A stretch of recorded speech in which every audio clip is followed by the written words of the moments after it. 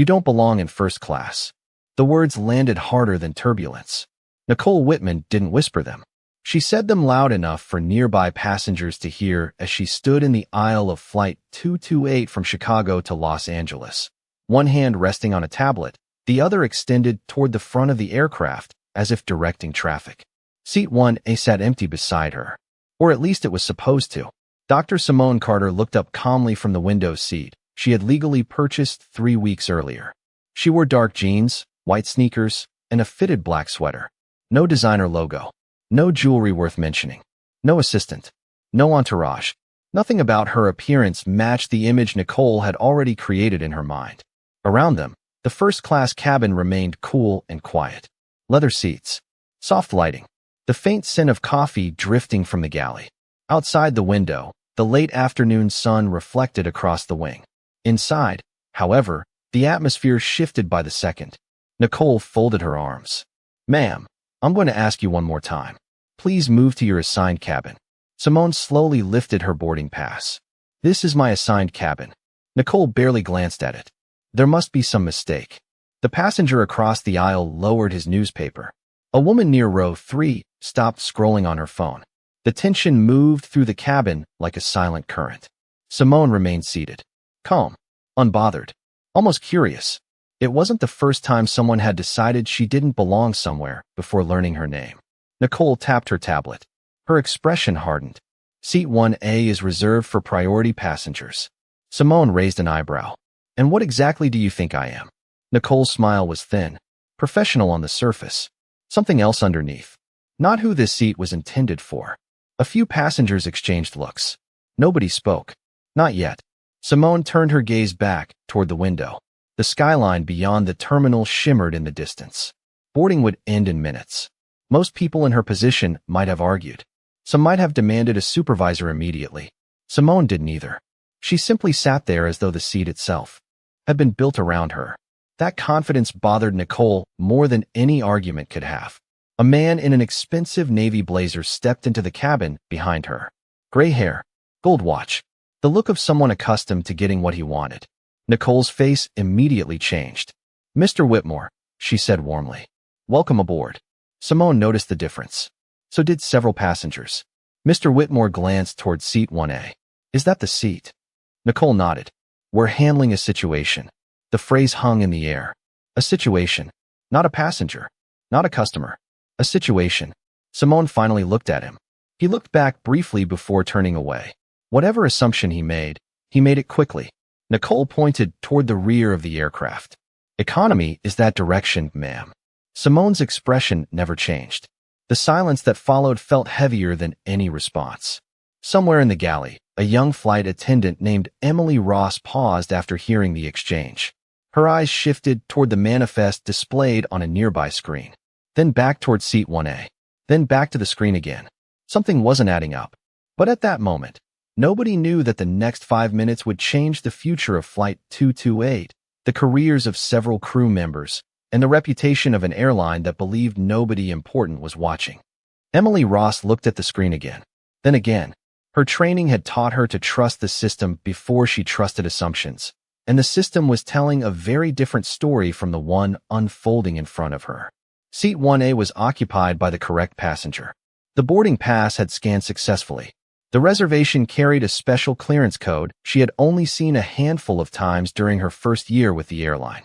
Emily frowned and quietly stepped closer to the galley monitor. A senior attendant noticed her hesitation. "Everything all right?" he asked. Emily nodded too quickly. "I think so." But she did not think so. Out in the cabin, Nicole was already moving forward with the confidence of someone who had decided the outcome before checking the facts. Mr. Whitmore had settled into seat 2A and watched the situation unfold. With detached interest. A few passengers continued pretending to read magazines or check messages, but their attention kept drifting back toward Simone Carter. The entire cabin could feel the tension gathering like a storm beyond the windows. Simone remained remarkably still. She folded her hands in her lap and listened without interrupting. Every accusation seemed to bounce off her composure. Nicole found that more irritating than open resistance. "Ma'am," Nicole said again, "if you cooperate now, we can avoid unnecessary delays." Simone tilted her head slightly. Delays for whom? The question caught Nicole off guard. For everyone. Simone glanced around the cabin. Interesting.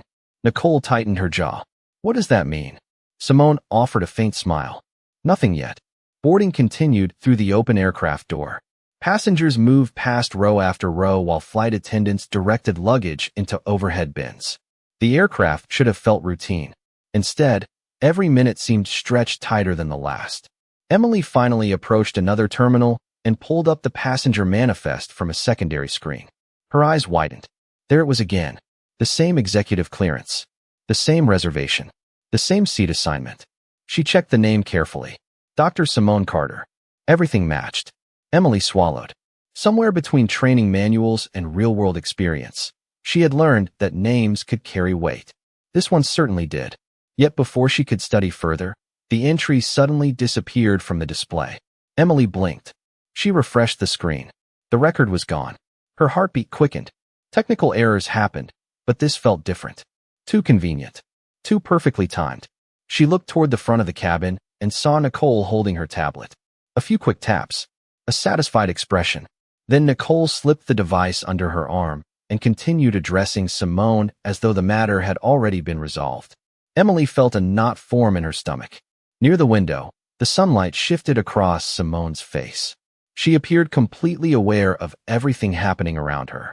Not nervous, not confused, almost patient, as though she had walked into a movie whose ending she already knew.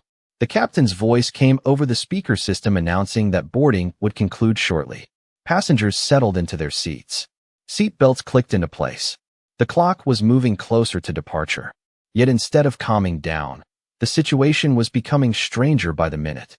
Emily glanced once more at the manifest history log. A recent modification appeared.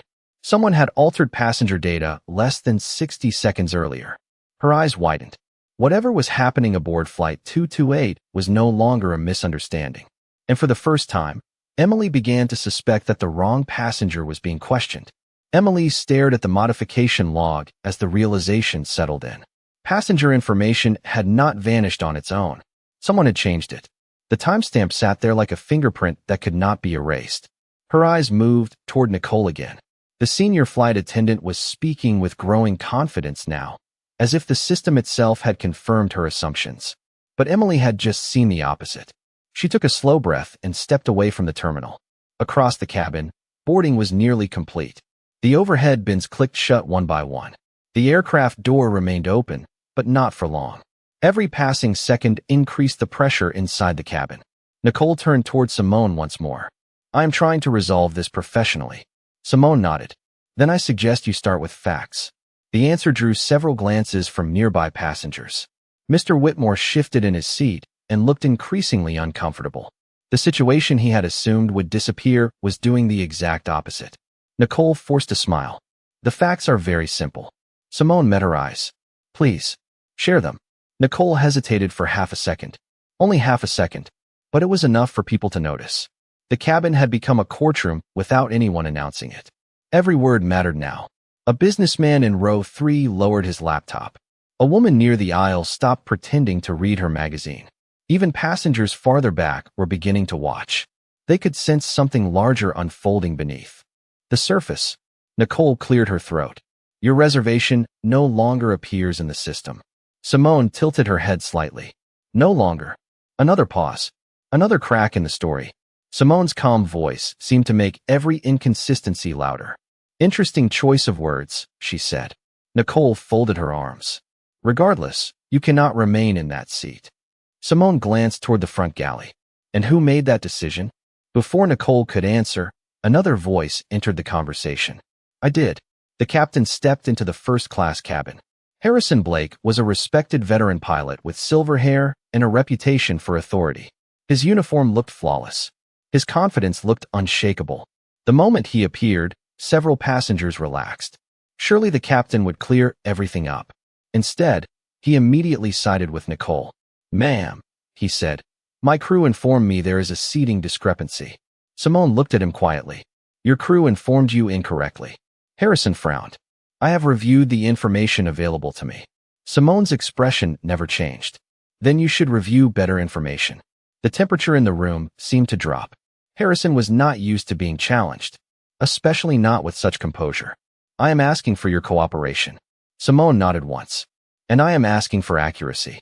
Emily watched from the galley, her stomach tightening. She knew the captain had not seen what she had seen. He had not seen the modification log. He had not seen the executive clearance disappear. He was walking into a situation based entirely on somebody else's assumptions. Harrison looked toward Nicole. Nicole gave a subtle nod. That was enough. The captain turned back toward Simone. If necessary, we can arrange alternate seating. A faint smile crossed Simone's face. Not amusement. Disappointment. You keep trying to move the wrong passenger. The words landed heavily. Silence followed. Then Harrison made the mistake that would later echo throughout the company. Ma'am, he said firmly, you are delaying this flight. Simone slowly looked around the cabin at every watching face before returning her attention to the captain. No, Captain Blake, she replied. I think somebody else started that delay long before I boarded this aircraft. The cabin remained suspended in a strange silence after Simone's last words. Captain Harrison Blake stood motionless for a moment, as though he expected the confidence in his uniform to settle the matter automatically. It did not. The passengers were watching too closely now. Every glance, every hesitation, every contradiction seemed brighter under their attention. Nicole shifted beside him. Captain, we need to finalize this. Harrison nodded. We will. But his certainty sounded thinner than before.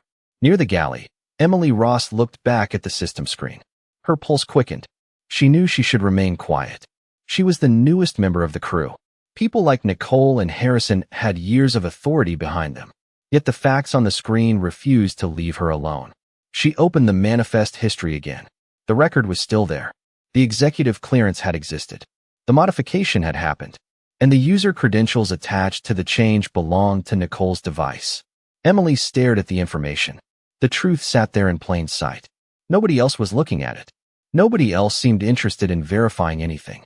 They had already chosen a story and were now trying to force reality to match it. Across the cabin, Simone remained seated near the window. She looked completely at ease despite being the center of attention. Outside, baggage vehicles moved across the tarmac. Ground crews completed their final checks. Departure time approached. Inside the aircraft, however, the real delay continued to grow. A passenger in row 2 finally spoke. Can somebody explain what she actually did wrong? No one answered immediately. Another passenger lowered his phone and added, That seems like a fair question. Nicole stepped forward. This is an internal matter. The businessman frowned.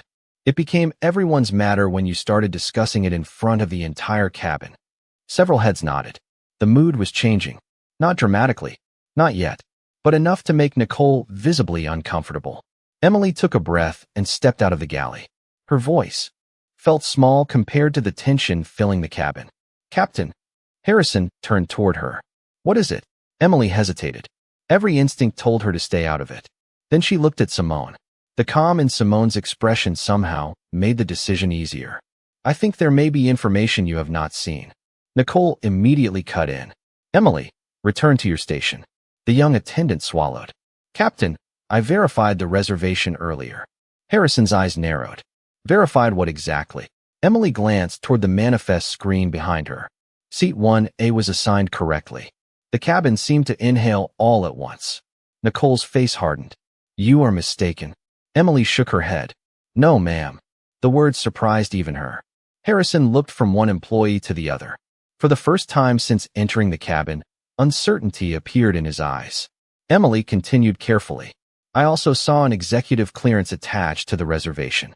A murmur spread through nearby rows. Nicole folded her arms. You are interpreting data you do not understand. Emily felt her cheeks grow warm, but forced herself to continue. Then why was the record modified? The question landed harder than anyone expected. Even Harrison looked caught off guard. Simone slowly turned her gaze from the window toward Emily. Their eyes met briefly. It lasted less than a second. Yet Emily felt as though she had just stepped across an invisible line. Whatever happened next, there was no returning to silence. And for the first time since boarding began, someone inside that aircraft had openly challenged the version of events that Nicole had been trying so desperately to protect. The moment Emily spoke, the balance inside the aircraft shifted. Not completely. Not enough to stop what was coming, but enough to expose the first crack. Nicole's eyes narrowed. You are out of line, she said sharply. Emily felt every stare in the cabin turn toward her, yet she held her ground. I am stating what I saw. Captain Harrison Blake looked between them. The confidence that had carried him into the cabin was beginning to erode beneath the weight of competing facts. Unfortunately, instead of slowing down, he chose to double down. This conversation is over, he said. We have a flight to operate. Simone Carter remained seated by the window. Calm, steady, almost detached. Harrison pointed toward the aisle. Ma'am, I am directing you to relocate while we sort this out. Simone looked up at him. You want me to surrender a seat that belongs to me because your crew altered information that was correct minutes ago? Harrison's jaw tightened. Several passengers exchanged uneasy looks. Nobody liked what they were hearing.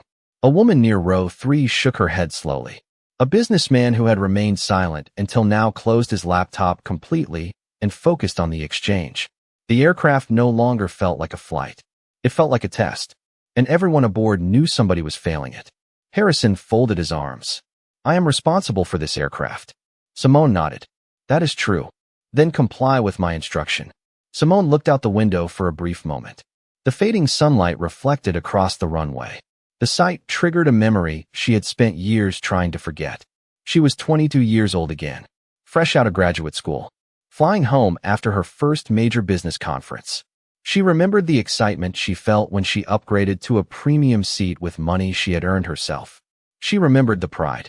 She also remembered the employee who stopped her at the boarding gate and asked 3 separate times if she was in the correct line. She remembered the passengers who walked through without a single question. She remembered sitting silently while people looked at her as though success had arrived in the wrong skin. The memory lasted only seconds, yet it carried 20 years of weight. Simone returned her attention to Harrison. Her expression remained calm, but something behind her eyes had hardened. Captain, she said quietly, do you know what the most dangerous assumption is? Harrison frowned. What? Believing authority can replace truth. Silence followed. Even Nicole seemed unsure how to answer. Emily felt chills run through her. The words landed with the force of experience. Not anger. Experience. Harrison took a step closer. You are making this more difficult than necessary. Simone slowly stood from seat 1A. Several passengers straightened immediately. Nicole looked relieved, assuming victory had finally arrived. But Simone did not move toward the back of the aircraft. She remained exactly where she was, standing beside the seat she had purchased, standing beside the seat assigned to her, standing beside the seat someone else wanted her to abandon. Then she reached into her bag and removed her phone. No dramatic gestures, no raised voice, just a simple phone. Nicole laughed softly. Calling customer service? Simone looked directly at her. No. She unlocked the screen. Harrison watched carefully. Then who are you calling? For the first time since boarding began, a faint smile appeared on Simone's face. It was not a smile of amusement. It was the smile of someone who had finally decided the test was over. Her thumb touched a single contact. The call connected almost instantly. A professional voice answered before the first ring fully ended. Good afternoon, Dr. Carter. We have been expecting your call. The voice on the phone changed the atmosphere before anyone fully understood why. It was not loud. It was not dramatic. It was simply professional. The kind of voice accustomed to handling matters that affected entire companies. Nicole's confident expression flickered for the first time. Captain Harrison Blake watched Simone carefully. Who is that? He asked. Simone did not answer him immediately. Rachel, she said into the phone. Please activate Executive Protocol 7. The response came without hesitation. Already in progress, Dr. Carter. The operations center has been notified. Corporate legal is standing by. The board liaison team is online. We have also begun preserving all system activity associated with Flight 228. Emily's eyes widened. She had never heard language like that connected to a passenger. Nicole laughed nervously. This is ridiculous. But the laugh sounded forced even to her own ears. Simone remained composed. Rachel, please confirm whether the manifest modification has been logged. Confirmed, Rachel replied. The passenger record assigned to seat 1A was altered. After successful verification, the action has been archived. User credentials have been identified. The words landed like stones in still water. Several passengers exchanged glances. Harrison looked toward Nicole. Nicole immediately looked away. Outside the aircraft, the last baggage cart rolled away from the cargo hold. Boarding should have been ending. Instead, the cabin felt frozen in time. Simone listened carefully. "What is the status of departure authorization?" she asked. Rachel's answer came instantly. "A recommendation has been submitted to suspend pushback pending executive review." Harrison's face changed. "Suspend pushback?" he repeated. Simone finally turned toward him. "Yes, Captain." He frowned. "A passenger cannot suspend a departure." Simone's expression remained calm. Normally, that would be true. The cabin fell silent again. Even passengers who had tried to avoid involvement were now fully invested. The businessman from row 3 leaned forward. Mr. Whitmore stared at Simone as though seeing her for the first time. Emily felt the tension building with every passing second. Rachel continued speaking. "The review team is requesting a complete timeline of events. They would also like confirmation regarding verbal interactions witnessed by crew and passengers." Nicole stepped forward. "Captain, this is absurd. We need to close the aircraft door." But Harrison no longer sounded certain. "Rachel," he said cautiously, "who exactly are you?" There was a brief pause on the line. Then came the answer. "I am Executive Chief of Staff to Dr. Simone Carter." The silence that followed felt heavier than anything that had come before. Nicole blinked. Emily felt her pulse race. Mr. Whitmore slowly lowered the glass of water in his hand. Harrison looked directly at Simone. For the first time, doubt replaced authority in his eyes. Yet even now, he still did not fully understand. None of them did. Rachel's voice returned. "Dr. Carter, the operations center is requesting your authorization to proceed." Simone looked around the cabin. She saw Emily standing alone beside the galley. She saw passengers who had begun questioning what they were told. She saw Nicole struggling to maintain control. She saw Harrison standing at the edge of a decision that would define his career. Then Simone gave a single calm instruction. "Authorize the review." Rachel answered immediately. "Understood. Executive review is now active." Somewhere beyond the aircraft, far from the runway and far above the authority of anyone standing in that cabin, an entire corporate system had just started moving. The aircraft door should have been closed by now. Instead, every person inside Flight 228 seemed trapped in a moment that refused to move forward. Captain Harrison Blake stood in the aisle staring at Simone Carter while the implications of Rachel's words settled over the cabin. Executive Chief of Staff. Executive Review. Operations Center. None of those phrases belonged in a routine passenger dispute. Nicole sensed the shift immediately. The confidence she had displayed for the past 20 minutes was beginning to crack.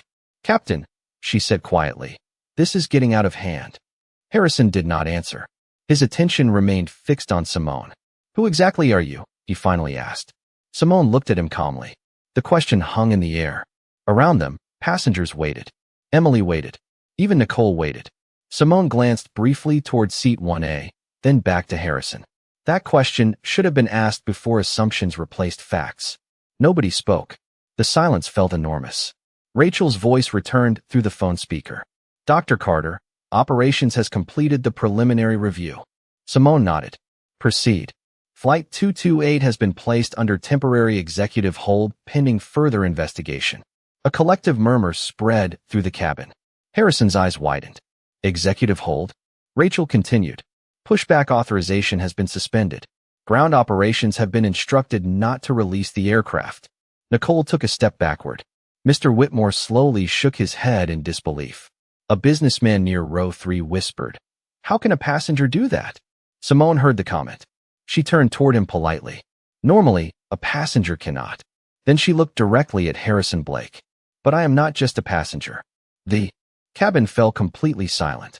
Harrison felt the floor shifting beneath every assumption he had made. Simone held his gaze.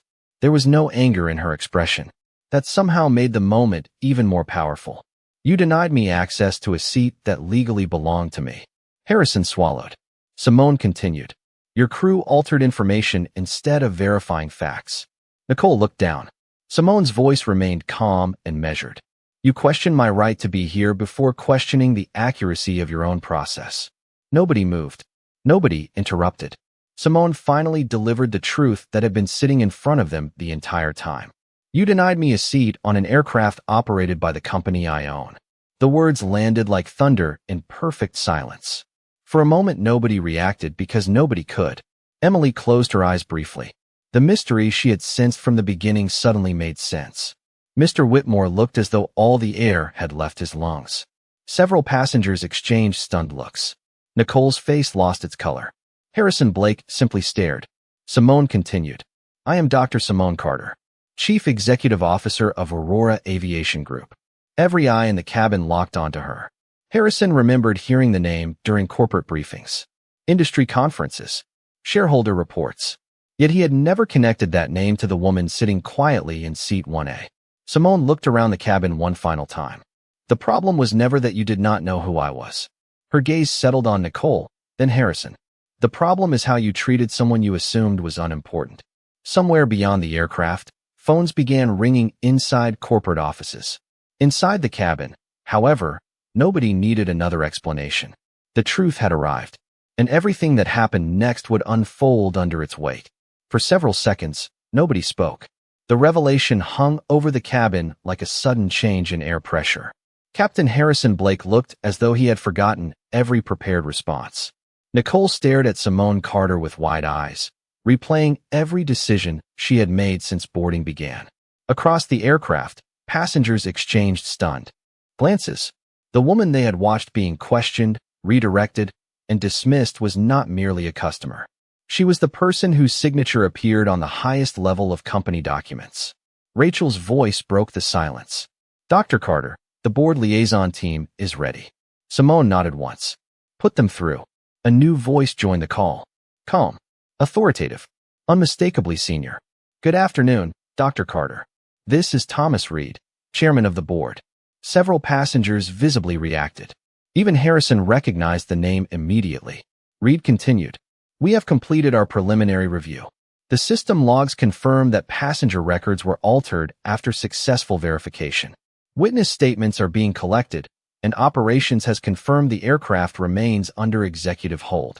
Nicole lowered her head. Harrison remained frozen. Reed's voice remained professional. Dr. Carter, on behalf of the board, I want to apologize for what occurred today. Simone listened quietly. Thank you, Thomas. Reed continued. Based on the evidence available, corrective actions are being implemented immediately. Harrison felt the words before he heard them. The same was true for Nicole. Effective immediately, Reed said. Nicole Whitman is relieved of all active flight duties pending final review. Captain Harrison Blake is suspended from operational command pending completion of the investigation. Flight 228 will not depart under the current crew structure. A wave of disbelief moved through the cabin. Nobody cheered. Nobody celebrated. The moment felt too serious for that. Instead, passengers sat quietly as accountability unfolded in real time. Nicole's employee tablet emitted a soft notification. She glanced down. Access denied. Another notification appeared. Then another. Her credentials were being disabled one system at a time. Harrison's company device vibrated as well. The message on the screen was brief and unmistakable. Operational authority suspended. Emily watched from the galley in stunned silence. The entire chain of events felt unreal. Yet every part of it had begun with something simple. A refusal to verify facts before making assumptions. Reed continued speaking. Dr. Carter, a replacement flight crew is being assembled. Passengers will be accommodated during the delay. Corporate representatives are already en route to the airport. Simone thanked him and ended the call. The cabin remained completely still. Harrison finally found his voice. Dr. Carter. He stopped. The words that followed seemed difficult to form. I should have listened. Simone looked at him calmly. You should have verified. Harrison lowered his eyes. Nicole remained silent. There was nothing left to argue. Nothing left to defend. The evidence had spoken for itself. Simone glanced toward Emily. The young attendant stood uncertainly near the galley entrance. Thank you for speaking up, Simone said. Emily blinked in surprise. I just told the truth. Simone smiled faintly. That is usually where change begins. Around the cabin, passengers nodded quietly. They had boarded expecting an ordinary flight. Instead, they had witnessed something far more memorable. Not the power of a title. Not the power of wealth. The power of accountability arriving exactly where it was needed. Nearly an hour later, The atmosphere inside the aircraft felt completely different. The tension that had once filled every row had been replaced by reflection. Passengers spoke quietly among themselves. Some stared out the windows. Others simply sat in silence, replaying everything they had witnessed. The replacement crew had arrived at the gate. Corporate representatives moved through the terminal beyond the aircraft door. The investigation was no longer a possibility. It was reality.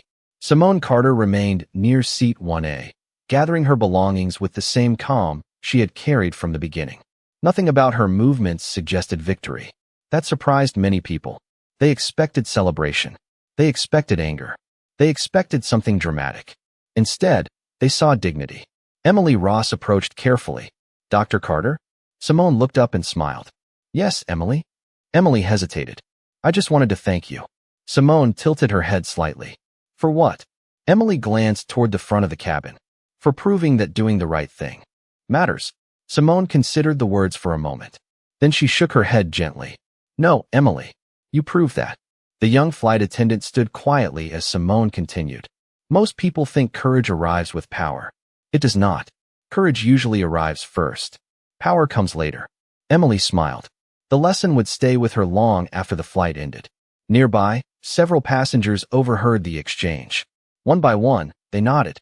The businessman from row 3 approached next. "Dr. Carter, I owe you an apology." Simone looked surprised. "For what?" "For sitting there and watching too long before speaking up." Simone nodded thoughtfully. "The important thing is that you did speak up." The man smiled and thanked her. Across the cabin, Mr. Whitmore remained seated for a moment before standing. His expression carried genuine regret. "I made assumptions too." Simone met his eyes, then learned from them. He nodded quietly. Sometimes the simplest words carried the greatest weight. Outside the window, the sun had begun its descent toward the horizon. Golden light stretched across the runway. The aircraft that should have departed long ago remained at the gate, but nobody seemed focused on the delay anymore. Something more important had happened. A system had been challenged. Facts had been defended. Truth had been given room to breathe. Simone looked around the cabin one final time. She remembered the younger version of herself sitting alone on flights years earlier. She remembered every moment she had been questioned before being known. Every room where she had been underestimated. Every place where someone decided she did not belong. Those experiences had shaped her, but they had not defined her. As she stepped toward the aircraft door, the cabin grew quiet again. Not because people were afraid, because they were listening. Simone paused briefly and turned back. Her voice was calm, steady, and impossible to forget. Never judge a person's worth by your first impression of them. The moment you decide who belongs and who does not, you stop seeing people and start seeing assumptions. The cabin remained silent. Simone smiled softly. "I did not raise my voice today. I raised the standard." Then she stepped into the jet bridge and disappeared from view. Behind her, passengers sat quietly with the lesson she left behind. Respect should never depend on appearance. Dignity should never require permission. And the strongest form of power is not forcing people to recognize who you are. It is knowing exactly who you are before they ever do.